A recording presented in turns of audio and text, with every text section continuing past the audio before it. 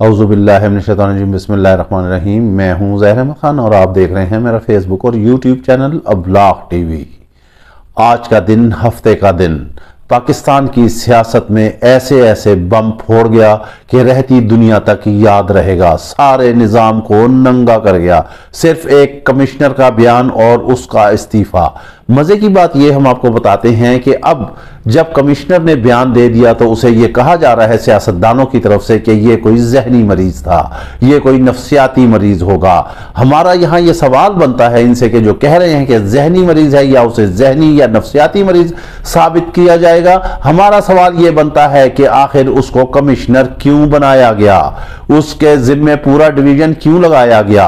आज जब वो कह रहा है कि 13 लोगों को जितवाया, 70 हजार की शिकस्त दी है, वोटों को जाली ठप्पे लगा लगा कर जो 70,000 से जीत रहे थे, यही शोर मचा रहा है इमरान खान, यही शोर मचा रही है पीटीआई। आप देखें कुछ चीजें तवातुर से चल रही हैं। इधर फजल रहमान का बयान आया कि उन्होंने एस्टेब्लिशमेंट को लपेट दिया, साथ ही फिर मुजाहरे हो गए और जीडीए के सरबराह ने भी कह दिया कि अगर इमरान खान चोर है तो हम सारे ही चोर हैं। अभी ये धूल उठ ही रही थी कि पीटीआई का एक बड़ी अहम तरीन बहुत बड़ी प्रेस कॉन्फ्रेंस हुई जिसमें फॉर्म 45 के हवाले से उसने दुनिया के सामने सब कुछ तच बाम कर दिया और बता दिया कि किस जो है बेईमानी की गई। अभी यही बयानिया चल रहा था कि रावलपिंडी कमिश्नर ने जो है प्रेस कॉन्फ्रेंस की और उन्होंने कहा कि मैं सुबह खुदकशी करना चाहता था लेकिन मैंने खुदकशी नहीं की। फिर और बड़ा इससे अहम डेवलपमेंट यह हुई कि यहां पर इस वक्त सुप्रीम कोर्ट में अहम तरीन इजलास हो रहा है और यह फैसला किया जा रहा है कि क्या इस पर सो मोटो एक्शन लिया जाए या ना लिया जाए, क्योंकि कमिश्नर ने जाते जाते चीफ इलेक्शन कमिश्नर और चीफ जस्टिस को जो है नाम लिया है। उन्होंने चीफ जस्टिस ने कहा कि इल्जाम लगाना तो हर एक का काम है, सारे इल्जाम लगाते हैं, मगर यहां पर सबूत पेश किए जाएं, सबूत दिखाए जाएं जो इल्जाम लगाए गए हैं, उसके बाद यह फैसला होगा इल्जाम लगाने से क्या फायदा है। अब उससे पहले ही सुप्रीम कोर्ट में एक दरख्वास्त गई हुई है जिसमें इलेक्शन को कलअदम करार देने के लिए कहा गया है और वो भी समाअत के लिए लग गया है। यहां पर कुछ और ही चाप जो है वो सुनाई देती है, कहीं जमहूरियत की बिसात ना लपेट ली जाए, इसलिए सियासतदान को एहतियात से काम लेना होगा। कमिश्नर का बयान बहुत बड़ा बयान है, उसने सारा ही सियासी सिनेरियो जो है वो चेंज कर दिया है। जो इल्जामात हैं उन पर सच्चाई के ठप्पे लगा दिए हैं उसने, गो के उन्हें गिरफ्तार कर लिया गया है। अब तफ्तीश होगी, तहकीक होगी, लेकिन माजी में देखा जाए तो यही कमिश्नर जो थे नून लीग के जो है नजदीक तरीन थे। फिर आखिर ऐसी क्या वजूहात है, वो जाते जाते इल्जामात तो लगा गए, उनके बयानात भी छोटे नहीं है, उनके जुमले भी छोटे नहीं है, बहुत गहराई के हामिल हैं। लेकिन अब ये देखना यह है कि आखिर क्या प्रेशर है। वो जाने वाले थे, उनकी सरसी पूरी होने वाली है, तो कुछ दिन पहले ये ऐसी इतना बड़ा इकदाम क्यों उठाया गया।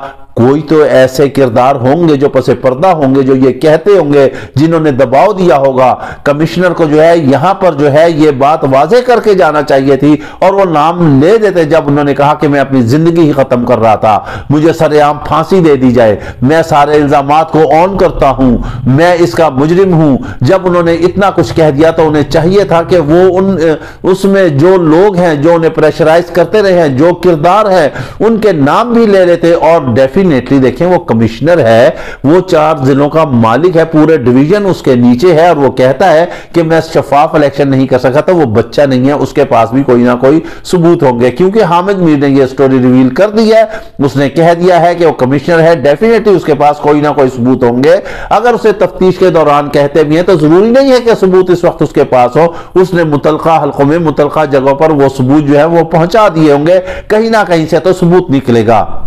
बात चली गई है सुप्रीम कोर्ट पर। अब सुप्रीम कोर्ट को देखते हैं कि वो इस पर सो मोटो एक्शन लेते हैं या पिछले ही मुकदमे की वो समाअत करते हैं, तो उसके बाद कुछ ना कुछ सिलसिला निकलेगा। मगर ये कहानी जो है सियासत की, पाकिस्तान की, किसी और तरफ ही मोड़ रही है। ऊपर नीचे एकदम इतने एटम बम फोड़ दिए गए हैं, फाड़ दिए गए हैं, गिरा दिए गए हैं, वो फट गए हैं पाकिस्तान की सियासत में, कि पाकिस्तान की सियासत जो है वो तितर बितर होती हुई नजर आ रही है। अब इसमें किसको मोर्दे इल्जाम ठहराएंगे, कौन जिम्मेदार जिम्मेदार होगा, कौन गुनाहगार होगा, सियासतदानों की गलती होगी, किसकी गलती होगी, करता धरता जो है उनकी गलती होगी। यहां अब सबको अपना दामन साफ करके पेश करना होगा। कमिश्नर के एक बयान ने सारी ही कहानी एक अलहदा तरफ टर्न कर दी है, लिहाजा आने वाले चंद दिन जो है वो सियासत में बहुत इंतहाई अहम है। इसके साथ ही आप हमें इजाजत दीजिए, अपना ख्याल रखिएगा। वीलॉग पसंद आए तो लाजमी लाइक और शेयर कीजिएगा। अल्लाह हाफिज।